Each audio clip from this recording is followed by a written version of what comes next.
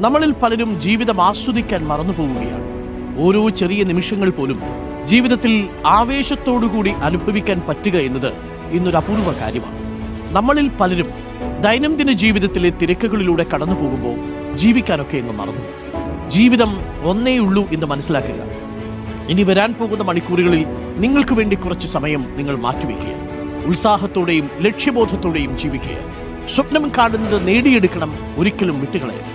നമ്മുടെ കാഴ്ചപ്പാടുകളെ ഒന്ന് മാറ്റിയാൽ തന്നെ നമ്മുടെ ജീവിതത്തിൽ അത്ഭുതങ്ങൾ സംഭവിക്കും.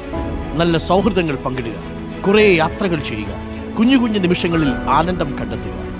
ഇനി ആരെങ്കിലും നിങ്ങളോട് ചോദിക്കുമ്പോൾ ജീവിതം എങ്ങനെയുണ്ട് എന്ന് ചോദിച്ചാൽ അടിപൊളി എന്ന് പറയുമ്പോൾ കിട്ടുന്ന ഒരു പോസിറ്റീവ് വൈബ് ആയിരിക്കില്ല ജീവിതം എങ്ങനെയുണ്ട്, ഓ ഇങ്ങനെ അങ്ങ് പോകുന്നു എന്ന് പറയുമ്പോൾ കിട്ടുന്ന ഒരു വൈബ്.